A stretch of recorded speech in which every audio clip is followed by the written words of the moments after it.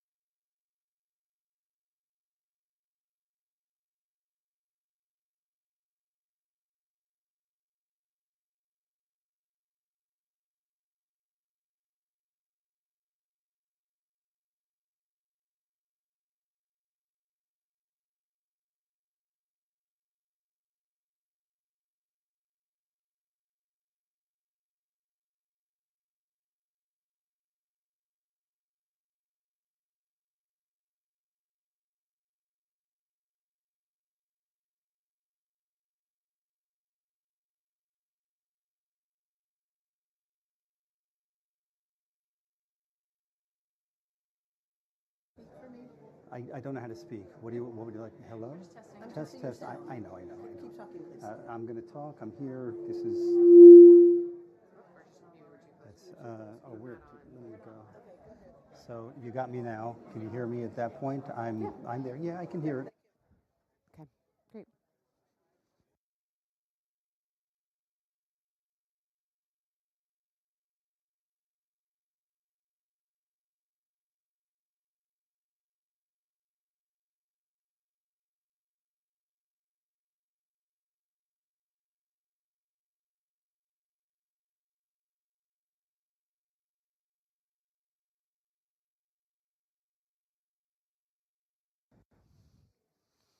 Good morning, everyone. Hello. I'm so grateful to see so many supportive, loving faces in our sanctuary today. My name is Adina Blum. I have the honor of being one of the rabbis of Dan and Robin and Jenna and Griffin. And we're joined today by Rabbi Michael J., Rose and Rudy's rabbi, and many of the folks in our room today I know belong to that same congregation. We're also with Cantor Jordan Goldstein from Congregation Beth Chaim and Ann Berman Waldorf, our Director of Lifelong Education. And we are here to honor the memory of our beloved Rudy Valentine. And we're going to begin with the sacred act of kriya, of tearing. This ritual is very, very ancient in the Jewish community. We first read about it in the Torah when our patriarch Jacob was first told that his beloved son Joseph was lost to him. Jacob ripped his clothing in anguish, a visible sign of how Jacob's heart felt torn in this moment of grief and loss. And so too, until today, we tear a piece of clothing or a ribbon to show everyone who can see us that our hearts are also torn at the grief of this loss. But just as fabric can be repaired and maybe even made stronger than it was before, we pray that with the passage of time and the honoring of memory, our hearts too can find repair and possibly be made stronger than they were before. So I invite Rudy's family to stand with me. Everyone who has a kriya ribbon, you can stand in solidarity, absolutely. No, with your partners, come. That's A-okay.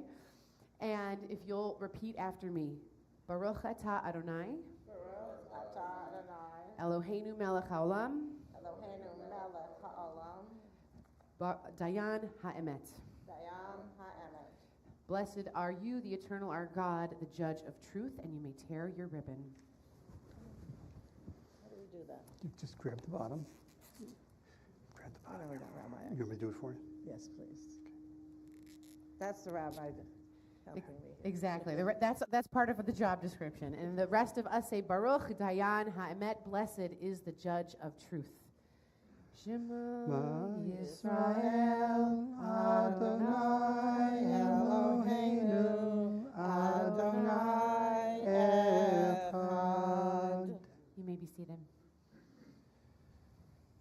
We work here. No, come on up.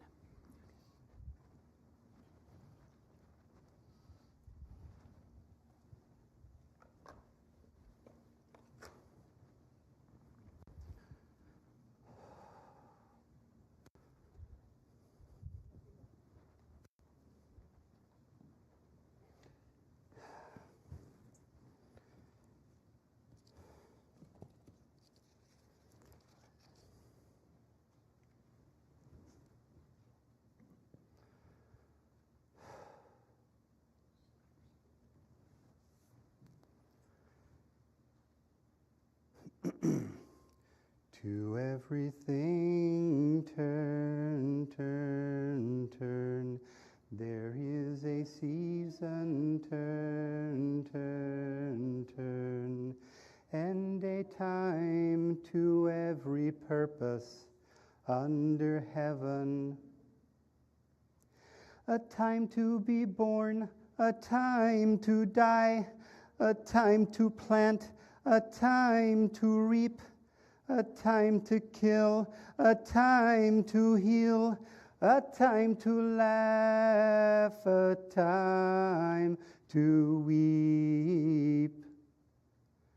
To everything turn, turn, turn. There is a season, turn, turn, turn. And a time to every purpose under heaven. My friends, we're here at the absolute saddest of times to say our farewell to Rudolph Joseph Valentine, our beloved Rudy, a husband, a father, a grandfather, a teacher, a coach, a colleague, a friend, a gute neshama, a good soul, the very best of souls. He's going to be in our hearts forever, but while we're saddened by the hole that's been left physically here, We know that we can celebrate a life of love for his family, for his friends, for his students, for his athletes, a life of being a role model, a life of giving guidance. So to Rose and Dan and Robin and Steve and Daphne and to Erica and to Joe, who I know is here, to Owen, to Jenna, to Griffin, to Ryan, to Olivia, to Caden, to Jackson, to Maria Lisa, to Tasha, to Dan, to Lucas and Noah, and to everyone here. I know we're all going to provide a hug to the family in their time of need. It's customary at a funeral to begin with various psalms and readings. And I'm going to begin with Psalm 23, that's "The Lord is my shepherd." And Rabbi Blum is going to read the English before I chant the Hebrew. I'll invite you to read with me. The English translation is on your pamphlet.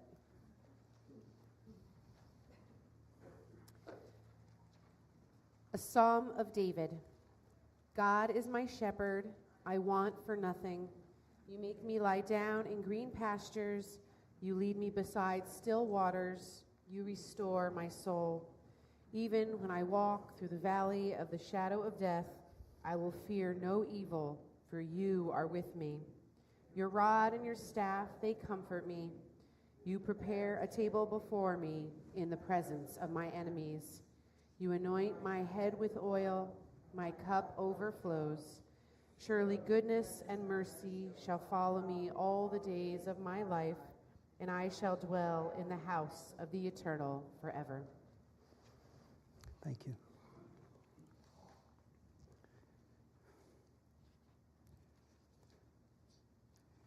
Mizmor leDavid, Adonai roi lo echsar, Bihinot deshe yarbitzeni, al memnokot yahaleni. Nafshi yishovev, nafshi yishovev, Yancheni b'malek tzedek leman shemo.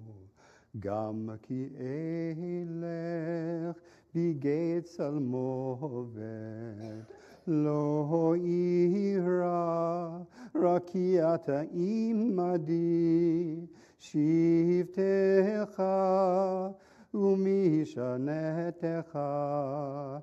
Hema, hema, yanachamuni, tarof lefanai, tarof lefanai, tarof lefanai, sholchan, neged surori dishanta b'shemen, roshi, kosi ravaya, aktov, aktov, vechased yedvini, kol yemei chayai, v'shavti, v'shavti, v'shavti b'veit Adonai, la'arech yamin.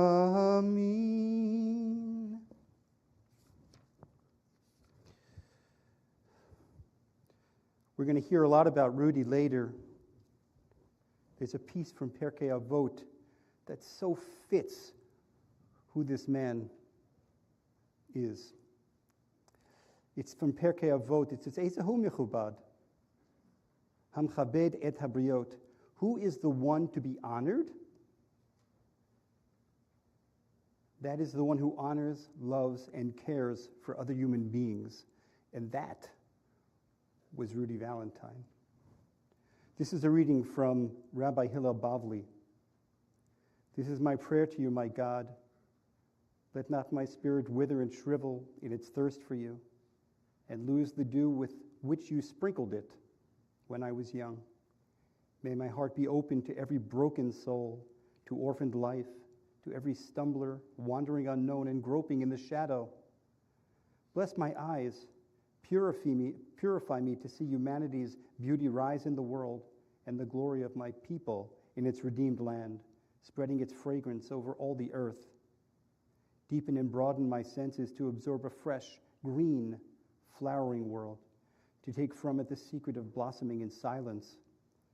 Grant strength to yield fine fruits, quintessence of my life, steeped in my very being without expectation of reward.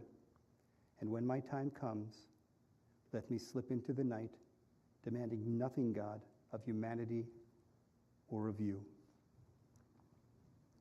It's customary at a service such as this to speak words of the person who we're remembering.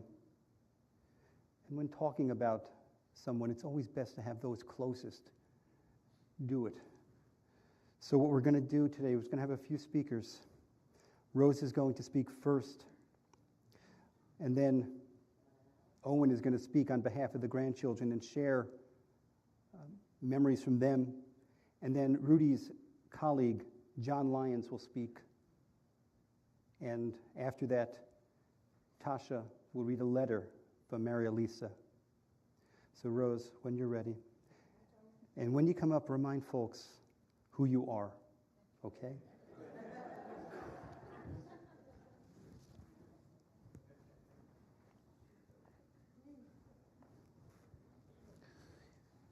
Is that okay?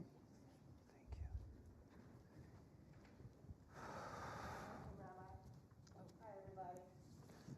Thank you for being here to celebrate the life of Rudy Valentine. I'm going to tell a few Rudy stories. I hope you'll remember them and pass them on to your friends, Rose? your kids. So Rose, pardon us. We're just grabbing the microphone for you so that everyone can hear. Maybe no one in this room, but the folks on YouTube probably do. So just 1 second, here comes a canner. You've never been to a wrestling match. No, I haven't. Thank you. I'm going to tell you, is that good? Yes? A few Rudy stories. I hope you'll remember them and pass them on to your friends, your kids, your grandchildren, and tell them this was my friend, my teacher, my coach, who I so admired for how he lived his life. In that way, our Rudy will never be gone. This was brought home in a Facebook post by Chris Groom, class of 85, where he shared that so many times during my Little League coaching days, when I was coaching my sons, I would say, "What would Mr. V say?" I first met Rudy in a history class in my freshman year, a big football star who was taking a class for the second time, and who would always ask me to move my test paper so he could see it. I don't remember how it all happened, but on December 4th, 1958, we had our first date. The movie Peyton Place, a beer at the seawall, which was the local watering hole. Believe me, I was not 21. And then, none of your business. It was okay. 4 years, 4 years together in college, fraternity parties, football games. It was very special. Following our college experience, I went back to Long Island to begin my first post-grad job in Manhattan, while Rudy went into the Army, into the National Guard, which most college kids did at that time. It took 6 months, so they didn't have to go to Vietnam, to be truthful. That was what so many kids did. He served as a medic. The only thing he ever did once was take a tick out of somebody's ear. And he played football there at Fort Sam Houston in Texas. Now, how did Rudy get to Livingston? It's a great story. I don't know if any of the teachers here remember, maybe Donnie would. Substitute teaching in Connecticut, where he was not very happy because honestly, in the town he subbed, they were actually abusing the kids, hitting the kids. He didn't want to stay there. So he filled out and sent applications for phys ed teaching jobs in Connecticut, New York, New Jersey. At that time, there was a gym teacher who had made it to the major leagues. His name was Manny Sinurkia. Unfortunately, he was hit by a pitch and he had to retire. He was teaching in Livingston, and then one March day of 1963, he said, I'm leaving. I'm going to try out again and see if I can make it to the majors. That left an open position, and lo and behold, here was an application on file for a job. Rudy came down on Friday from Naugatuck, Connecticut, had an interview. He met with Charlie Winters and with the principal, Mr. Bernstein, and began teaching on Monday. And he moved into the Orange YMCA. That rest is history, 38 years at Livingston. And how did Rudy get involved in wrestling? In Naugatuck, Connecticut, where he went to school and was called Dolph, I changed his name to Rudy, but that was what his name was when he was growing up. There was no wrestling program, and he never saw a high school wrestling match. An assistant wrestling coaching job opened up under Dave Wade, and to be honest, we needed the money. We needed the $500 because when we started teaching in Livingston, it was $5,700 a year. So he took out some books and learned on the job. When the head coaching job opened up, he was appointed to that position, and lucky for him, he always had an assistant who had wrestled in high school, and a few of those are here. His assistant. I don't know if John, were you ever the assistant to Rudy? I don't know. But John Lyons was. I don't know if John Schmidt was, and Bobby Keenan. They were all assistants and also head coaches. So we always had somebody who could go on the mat, and he could just do the administration. So began his love for the sport of wrestling, a special relationship with so many of his grapplers to this day. And I see two of them here. I didn't put my glasses on. So Tommy Garzone and Andy Janquito. I don't know if I missed anybody, but Tommy, before you went to college, we had you over for dinner. And you drove with me the first time I ever drove to Met Stadium. You drove with me on the George Washington Bridge. I had to hold your hand. I was so scared going over the bridge. We went to, and Tom never misses an opening day, still. And Andy and his family, all of his brothers wrestled, and he and his mother and I used to travel together to see them wrestle. It's so good to see you. Having 4 kids and not being able to go on vacation at a motel or a hotel, we tried our hand at camping. We had a tent, 2 double-decker metal cots for the kids, and sleeping bags for us. We went camping upstate New York, and we forgot to build a trench. And of course, in the middle of the night, it started to pour. I put my hand down on the ground, and there was like 3 inches of water down there, and the kids were in metal cots, and it was lightning and thundering. So we ran to a station. Everybody had a station wagon. We ran to the station wagon, put the kids in the back, and Rudy and I in the front seats. In those days, our car had no air conditioning, so we opened the windows, and of course the flies came. What a night. In the morning, off to the local friendlies. Needless to say, that was our last camping experience. We began coming to Long Beach Island. Where's Celeste? With Celeste and Barry and her kids and our kids when our kids were very young. We shared a house on New York Avenue, $180 a week, 3 houses from the beach. I'm sure you could find one like that now. We would pack the cars with sheets and towels, bikes, clothes, and black garbage bags. A cargo carrier on the top held everything, including a playpen. It was a sight. Our two cars traveling down the Garden State Parkway. People would stop and point at us. But we had just a wonderful time, and it was very special. And by the way, Rudy did not like sand. But I was brought up at the beach on Long Island, so we had to learn to live with it. I used to go to bed with sand between my toes, and that did not make him happy, but made me happy. So Rudy loved the movie Rudy. I don't know who might remember the 2 guys at Crane's Hotel who did karaoke. Their names, I had to think, what was their name? Jackie V and Paul Presto. They were at the Crane Hotel, and one night we went have a couple of beers, and he was chosen to judge a contest between two sides of the bar. The cheers started. Rudy, Rudy, Rudy. It was really, he was like, oh my God, this is great.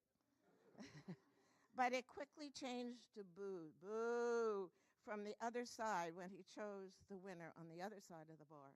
And we really had to scoot out of there very quickly for fear of our lives. 3 months ago, after a bout with RSV, Rudy entered a rehab facility in Tuckerton.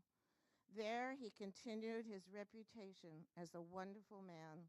The staff called him Coach, and even when he had a bad day, he would apologize to his nurses and aides and say, I'm sorry.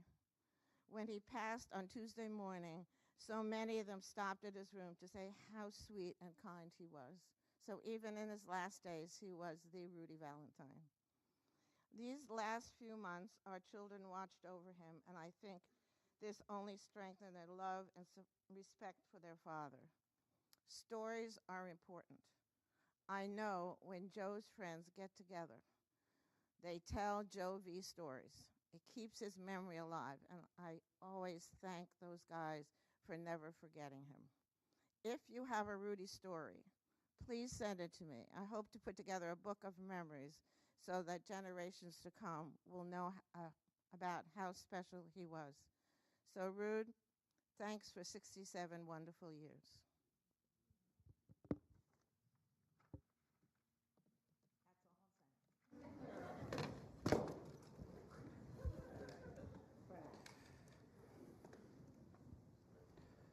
Get a hug? Maybe. I want to thank both rabbis for being here. Thank Rabbi Jay and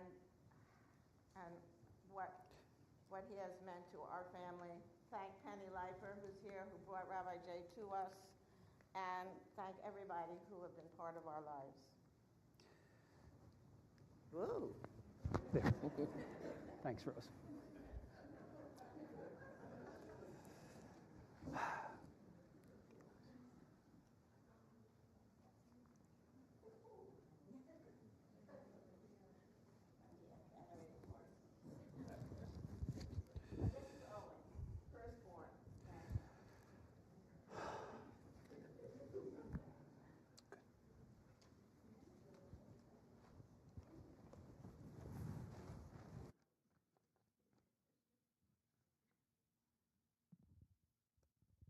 Hello, everybody. I am Owen, the first of 9 grandchildren, and yesterday on my drive down here, we compiled stories and thoughts and what sort of reminded us of our grandfather, and so I have combined everything into, I think, words that truly represent the way the 9 of us feel about our grandfather.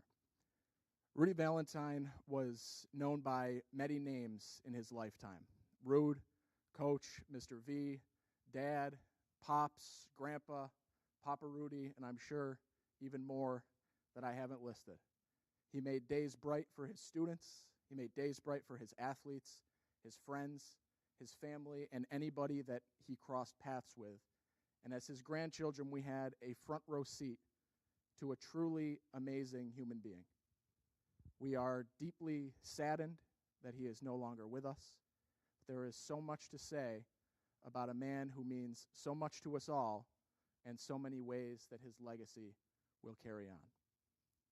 On the ride down yesterday, through phone call from different people and checking in, making sure we're on the road and staying true and not looking at my phone, I was getting texts and calls and whatever, and Olivia and I, we kept saying he was a simple man. He didn't need to talk much. Our grandmother had that covered. But when he spoke, you knew you had to listen. It was a quick joke that would never miss, a bit of wisdom, or even his favorite compliments to the chef. It was great. Don't make it again. He led the family with a presence as big as he was. We will always remember walking into the house to a smile and a, hey, kiddo, little competitive game of mini golf, or just sitting down to watch whatever game or movie or show was on that night. He was simple. We can picture him sitting in that beach chair, napping under the umbrella, with a crater dug out for his feet to rest, standing at the end of the table, stirring up a pitcher of iced tea for dinner, and sitting in the stands, supporting us at our games and events. Now, one of my cousins added the line here, no matter how bad we were, but I have to brag a little bit because when he watched the Syracuse Valentines, he watched winners play sports. Pops was a man who did almost everything right. He put others before himself. He treated everyone with the utmost respect. And he set an example every day of how to live your life. But intertwined with all of the right, he got two things wrong: the New York Mets and the New York Jets. It's 40 years since he saw a championship. 40. So to make up for that lifetime of misery, he raised incredible children who embody the type of person that he was, and they now have 9 grandchildren who carry on his legacy each and every day. From following in his footsteps into education and working with others, to pursuing his passion for sports and his love of his family, and spending time on the beach, each of us carry a piece of him every day. You may not see it on the surface, but in each of our personalities, Pop shines through. We are strong, generous, patient, wise, tender, funny, and always kind, just the way he was. Put simply, we are each a part of him, and he will be with us forever. We love you. Keep plugging.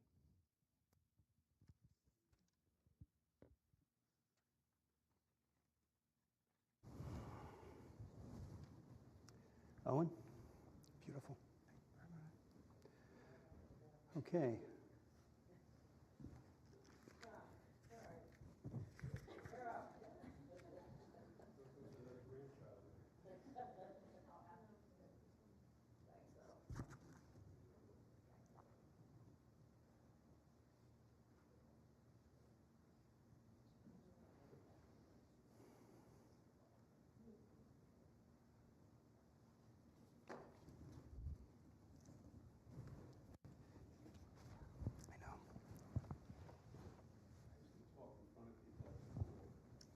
Oh, you need the microphone, John. John, you need this. I'll forget what I just said. What did you say? Yeah. That was an ad lib. I'm John Lyons. I taught with Rudy at Livingston High School from 1969 to, we think, 2001. We think that's when he retired. We aren't sure. I'll be like Trump, like Donald Trump. Sorry. And I'm supposed to read this from here, I guess. All right, I taught and worked with Rudy at Livingston High School from 1969 to 2001. That's when Rudy retired. During those years, Rudy had several titles, names and nicknames. In the early years, Rudy was a phys ed and health teacher, driver ed teacher, behind the wheel driving instructor. He was a football coach, wrestling coach, and track coach. He later became the coordinator of the Behind the Wheel program, and at that time, the students started calling him the driver ed guy. From around 1979 to 1989, some students would come up to Rudy in the hallway or in the gym or in the gym office, and they would say things like, "Hi, Pops. Hi, Pop. Hi, Dad. Hi, Rudy, babe." These, of course, were Dan, Stephen, Joe, and Erica all through the years. They addressed Rudy in different ways, which he liked. It was around this time that many of the students, the other students, I kind of noticed, started calling him Mr. V. And I think this was because thinking of him more as a dad than as a teacher in school, because he knew of the family and everybody. And so this, what I'm going to talk about is a little bit of how that affected the students at the high school. During these years, I noticed Rudy never had many discipline problems in class. I think that was because many students knew Rudy as outside of class. They thought of him as their track, wrestling, or football coach, or the guy who taught them how to parallel park. They remembered him as their Little League coach, or as Dan's, Stephen's, Joe's, or Erica's dad. Some thought of him as Rose Valentine's husband. I have to read this part carefully. Rose was very active in Livingston at the time, and you soon got to know her as a friendly and down-to-earth and sometimes outspoken person. You especially would have noticed this if you ever attended a Livingston High School wrestling match. And if you were there, you know what I mean. The gym could be full. Rose's voice echoed through the gym, broke through all the noise, and everybody knew who Rose was. And that's kind of continuing on this theme of the Valentine family in Livingston.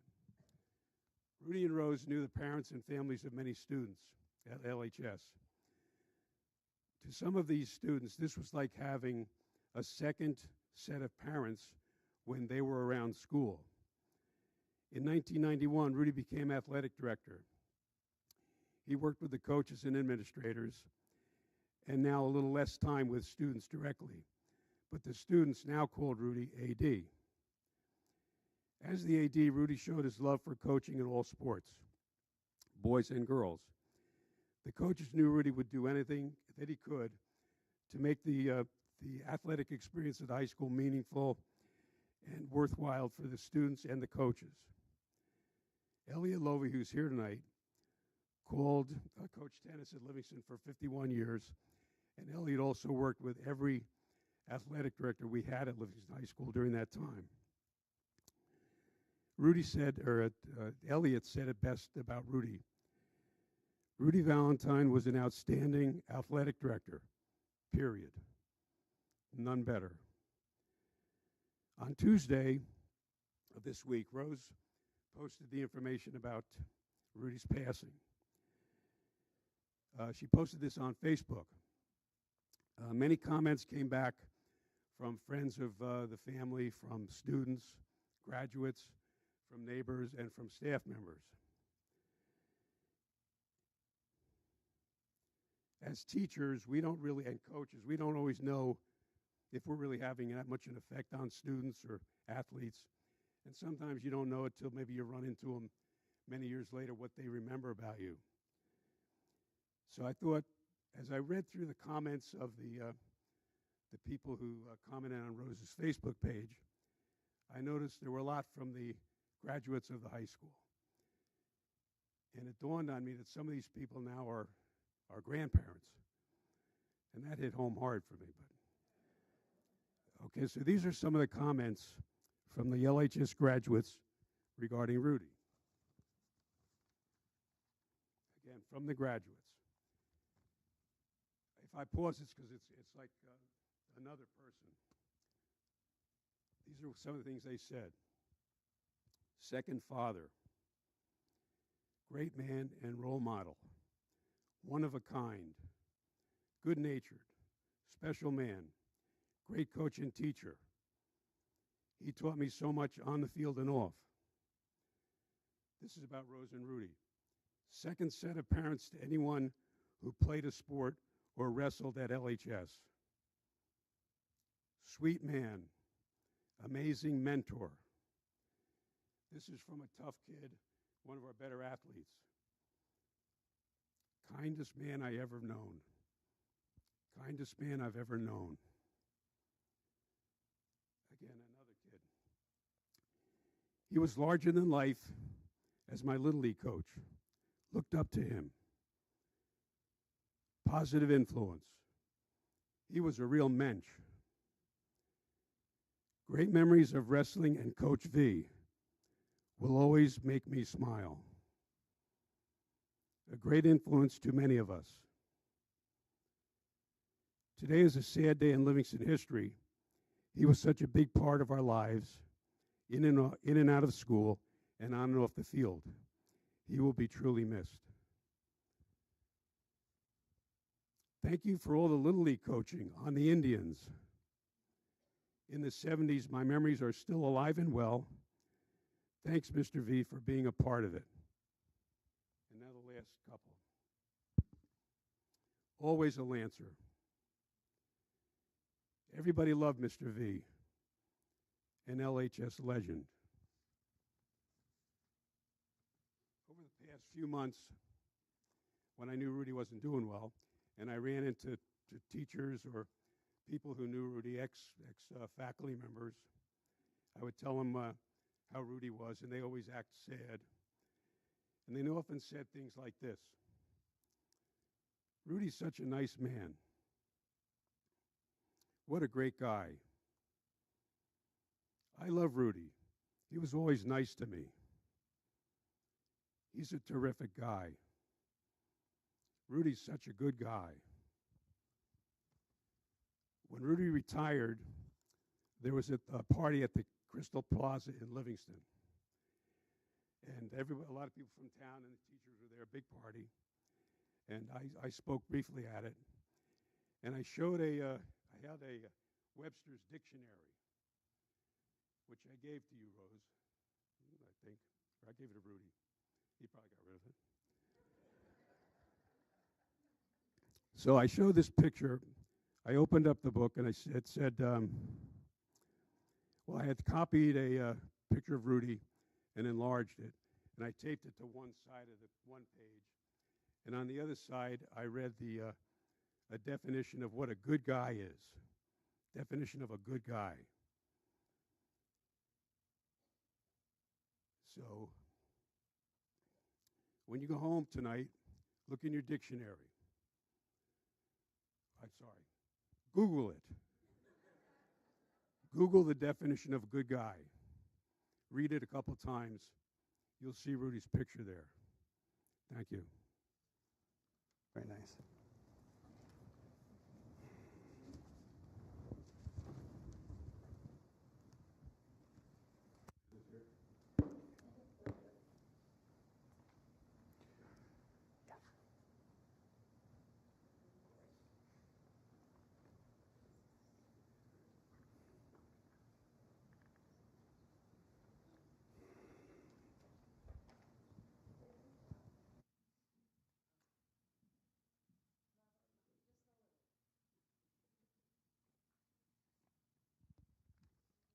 Hi, everybody.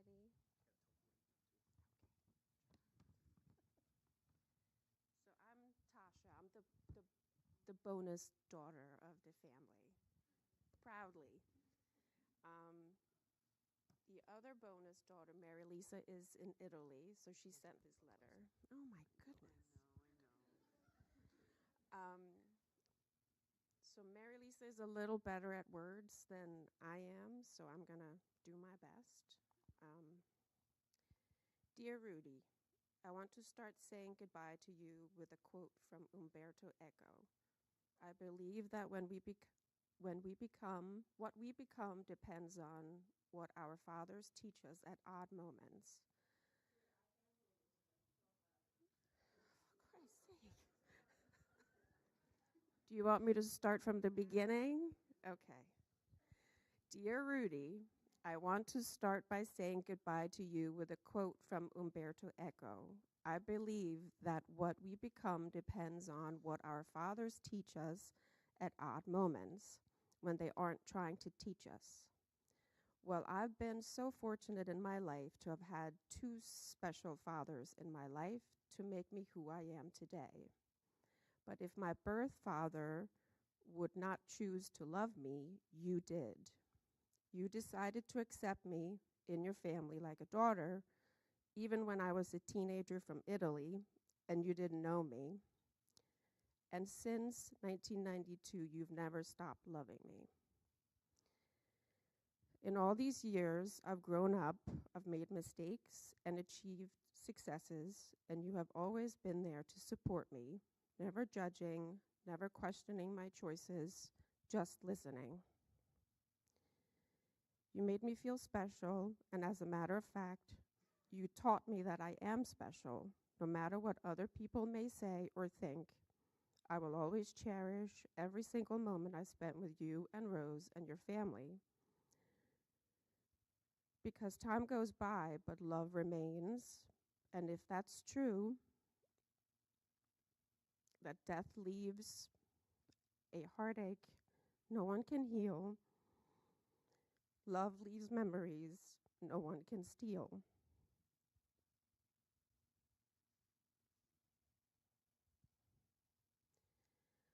Dear Rudy, let me tell you one more thing before I say goodbye. That is that I'm really sorry I was not able to see you before your departure. But I'm sure that you will forgive me, because I truly believe that your heart is not just the heart of a man, but a masterpiece of nature. And the proof of what I'm saying is in the facts. In 33 years, I've seen dozens of people acknowledge you with all bunch of recognitions just because they were lucky enough to have you as a gym teacher or a wrestling coach. So can you imagine how lucky I feel to have had you as a father? For this reason, I would like to end with a quote from one of your former athletes and famous writer, Harlan Coben, who said, "This is the price you pay for having a great father. You get the wonder, the joy, the tender moments, and you get the tears in the end."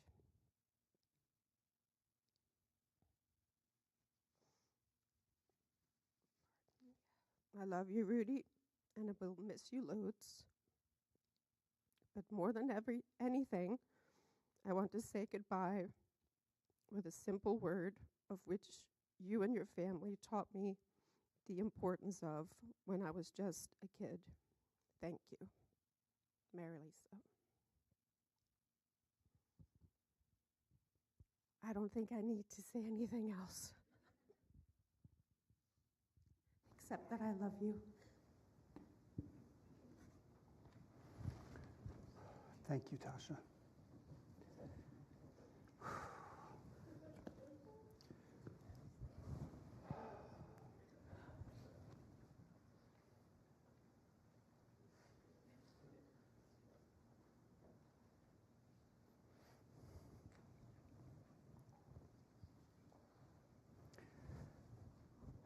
How does one follow such raw emotion?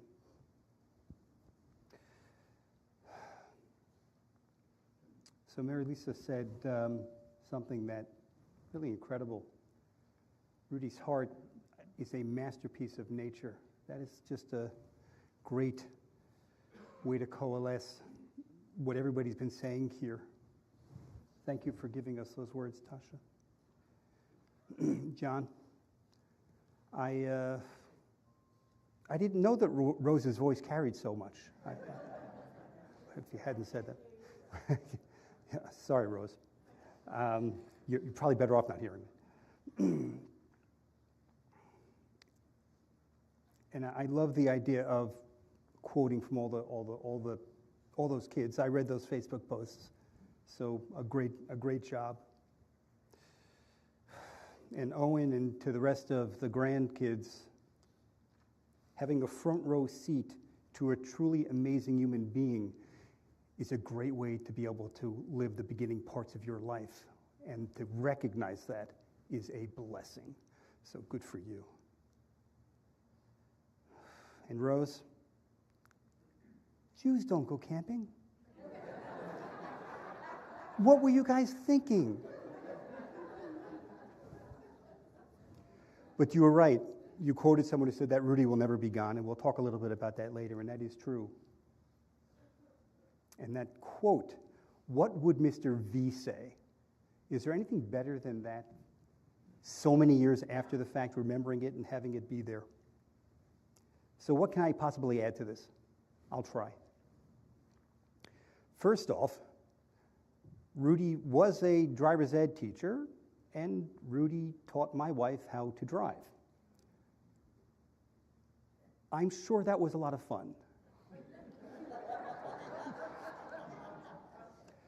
But I'm also sure that Rudy was the only person who could have done it and done a good job and not have a heart attack and actually turned Sherry into a pretty darn good driver. Thank you, Rudy. Rudy also coached with my father-in-law in Little League.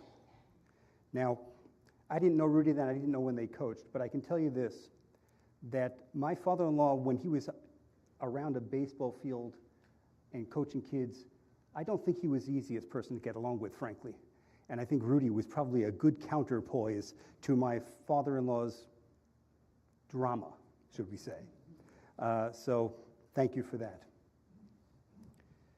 I asked the family, we spoke last night at length, and I said, guys, tell me Rudy, give me Rudy. And these are the words they said, and many of these have been here, but I just want to go through the list. Rudy, selfless, a role model, steady, kind, compassionate, hardworking, accepting of what life brings, tender, gentle giant, supportive, rock solid, routine guy, the doer of the chores, even killed, and again, no drama. Got a little tougher when I asked him for a visual. You know, what do you see when you think about Rudy? The first thing they came up with was watching the Jets, which I'm like, really? That's not how he wants to be remembered. But then they mentioned asleep on the beach, in that chair, under the umbrella with his feet in a footpool, and just there and enjoying it. Apparently, Rudy had a very interesting way to eat peanuts. He would take them in his hand and put them there, give the hand a shake, and throw them into his mouth, and enjoy his peanuts after some activity. Good. We all have our ways of doing things.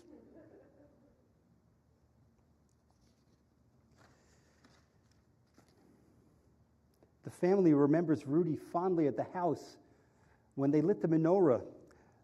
The menorah was kind of next to the wall, and when all the candles were lit, Rudy was a little nervous that the wall would go up. So Rudy always had his hands behind the flames, making sure that it didn't happen. And that's the protector in him. The family remembers Rudy reloading the dishwasher. You put the stuff in, and Rudy had to do everything. I remembered, or I loved, when I was told that before there was the beach cart, Rudy was the beach cart. And he carried everything down to the beach for everybody and set it up and got them there so that they could have a good time at the beach. And his biggest pleasure, apparently, was doing that so that everybody would come down and they didn't have to do it, and he could just watch them and be a part of whatever else was going on.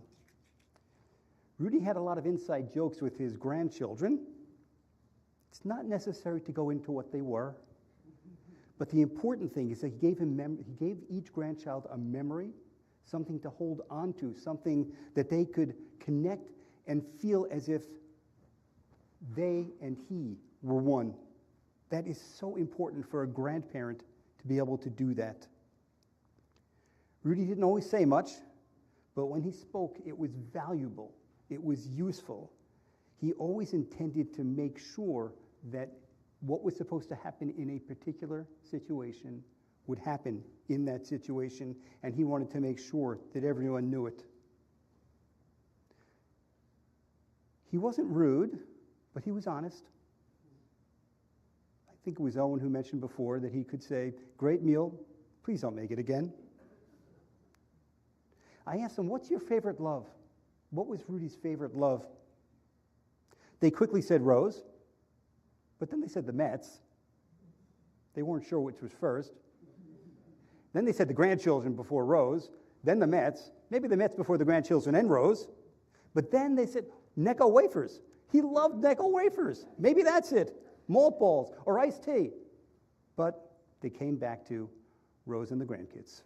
Rose and the grandkids. By the way, working with this family on a Zoom call was wonderful because the interaction between them, I could sort of hear things that were being said in the background. I couldn't, but they interact. They really played off of each other really beautifully. And that, to me, is a sign that Rudy did a great job, because in times like that, if the family interacts and can interact well, God bless. What that, I'm sure, is leaving that man smiling wherever his soul is right now. He was a caring and loving father. Best described about Joe. Every morning when Joe needed his shot, his insulin shot, Rudy woke up and he gave him that shot until the day that Joe left for college. Joe didn't need him to do that. He could do it himself. He was very accomplished. And he wasn't squeamish. He could do it. But Rudy had to do it. That was his obligation as a father. And that may say as much as anything else about who this man is or was. Now, I said before, Rudy did all the chores. Every night, Rose would say, would you mind vacuuming? Would you mind cleaning up? And he'd say, okay. And he would vacuum, and he'd take out the garbage, and he'd do the things that needed to be done. He did that, but he also wrote notes. And, he'd write a note to Rose, you forgot to do this, or could you please do that? And maybe he didn't confront, but this is how he did it. I asked, what gave him joy? The grandkids were on top of the list, guys. You're still there.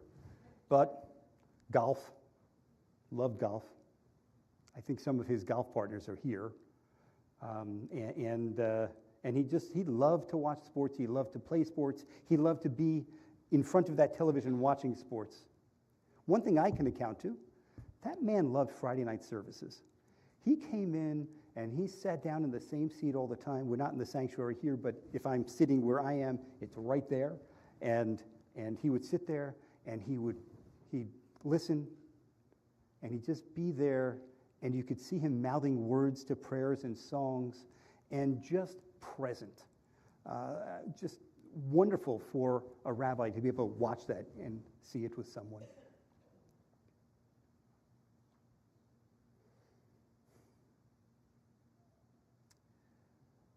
What would Rudy say to the kids when he spoke with them? So many things, so much advice, so many ways of how you should approach the world.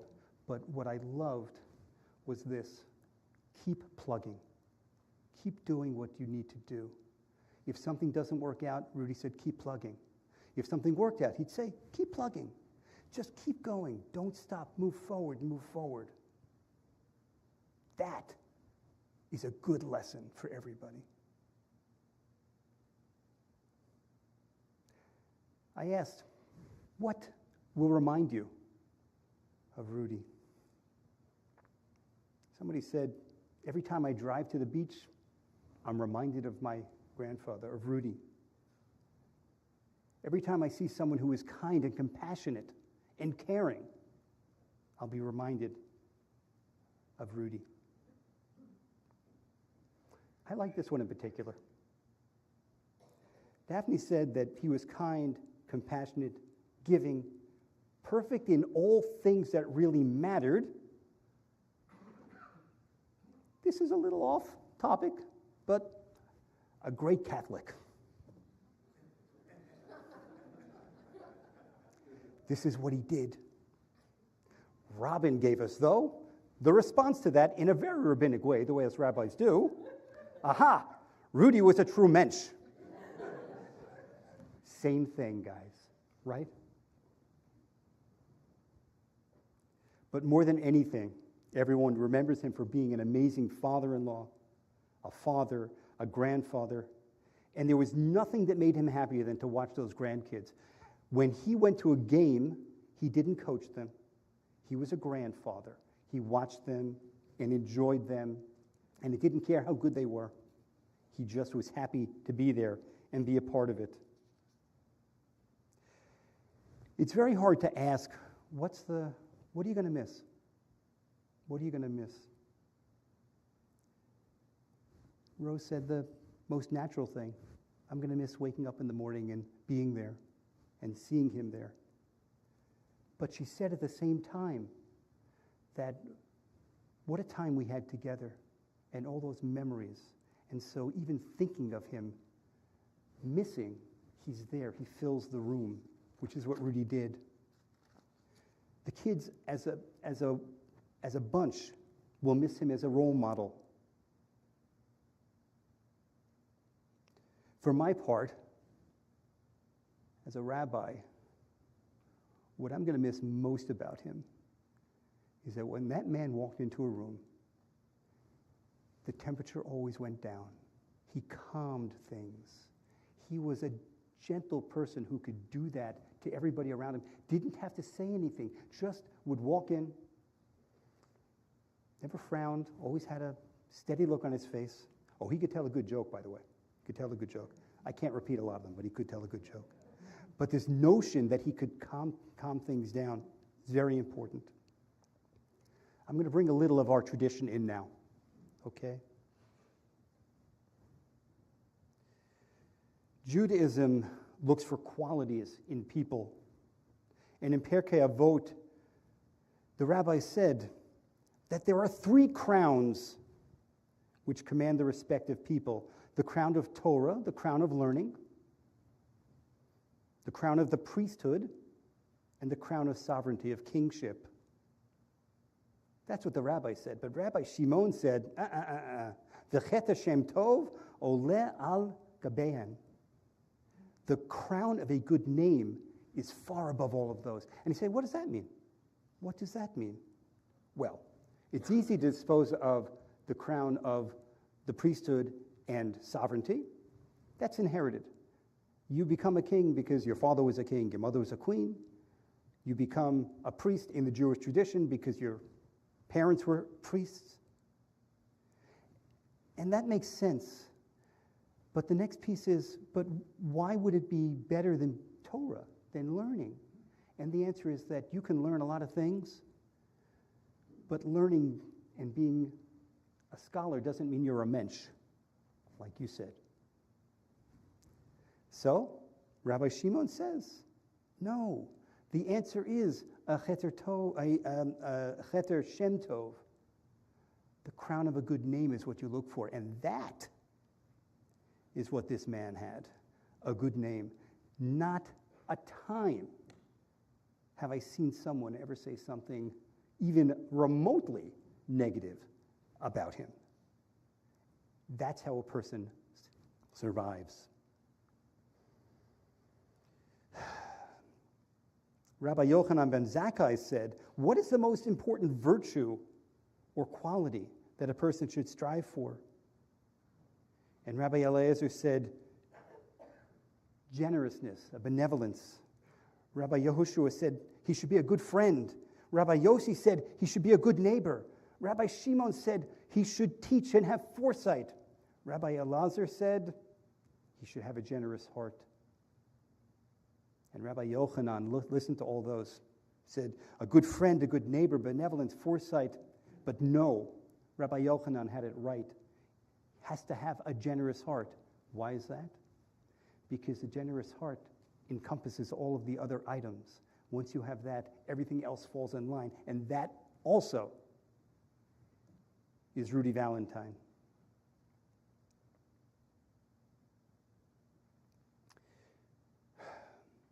I said before, Ezehu mechubad hamechabed et habriot, who is honored, one who honors others. And this is the principle that Rudy lived by every day. He honored each person. He honored each student who walked into the gym or the class or the field or sat in the car. He didn't push his athletes to be stronger or to do it. He wanted them to see their worth, their potential, and who they were. You know that because that's what's on the Facebook pages.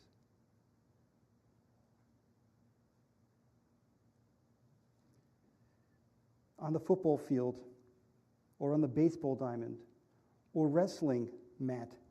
For him, it wasn't just about that. It wasn't about teaching them how to throw a football or how to make a tackle or how to wrestle or how to hit a baseball or how to field. For him, he taught, I am certain about this, resilience. He taught the art of getting back up, that you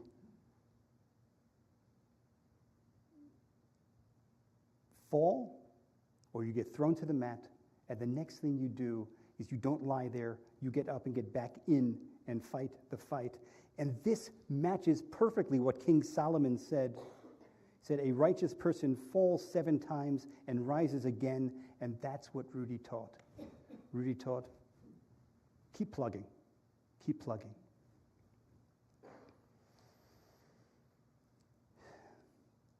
He gave much of himself to the world. He left nothing in that tank. He gave everybody everything he had, and he never seemed diminished for it. That is incredible. So in the book of Proverbs, it says, Ner Adonai nishmat adam, the human spirit is the light of God.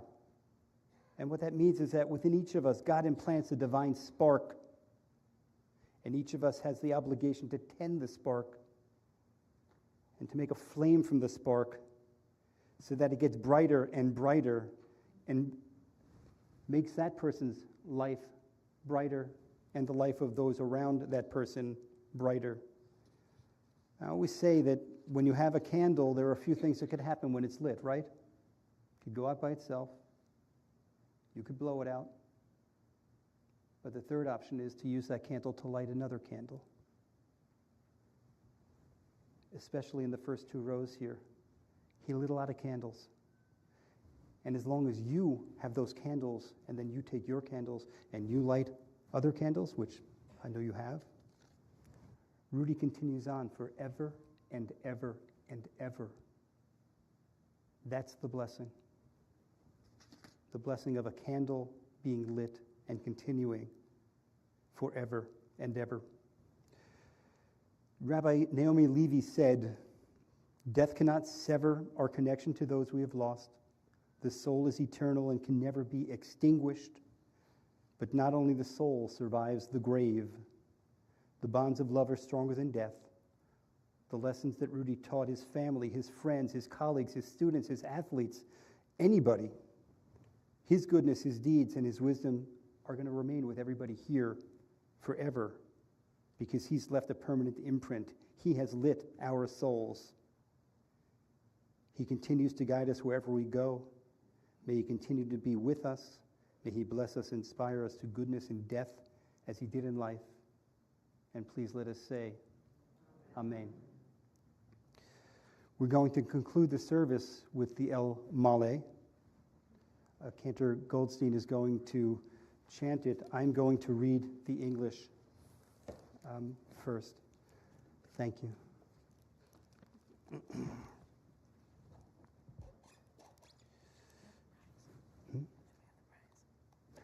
Yes, please rise. El Male Rachamim, exalted, compassionate God, grant infinite rest in your sheltering presence among the holy and pure to the soul of Rudy Valentine, who is gone to his eternal home. Merciful one, we ask that our loved one find perfect peace in your eternal embrace. May his soul be bound up in the bond of life. May he rest in peace.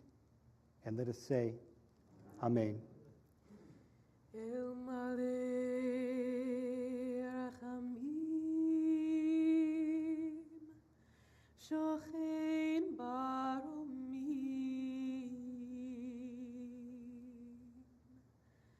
Hamsei Menucha Nechona,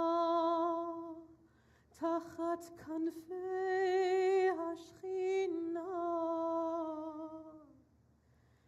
Im Kedoshim Utehorim Kezaharakia Mazhirim.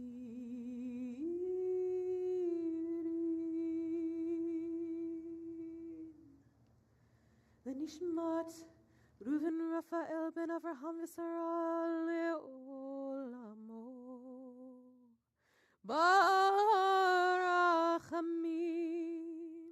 Yastireu Mitzeter Kanafav Olamim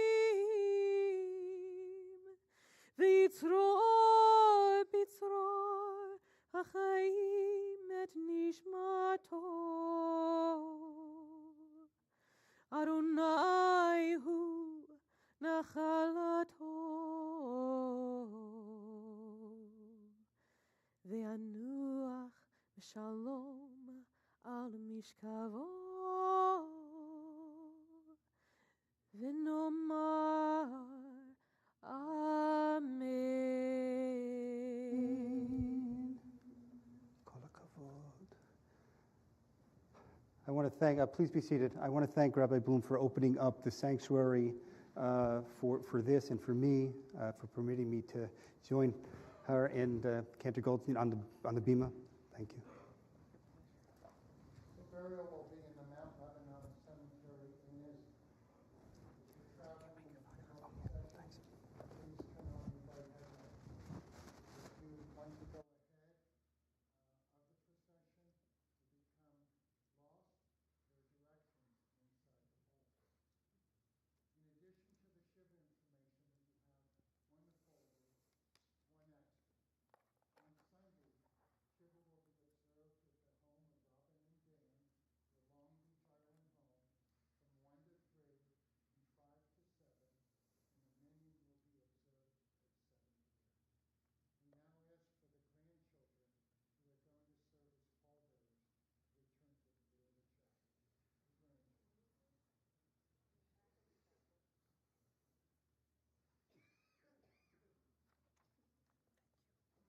to the rear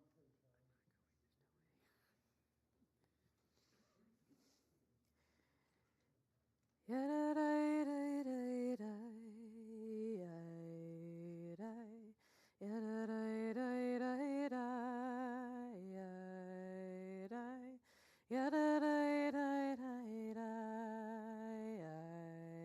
rise? Yada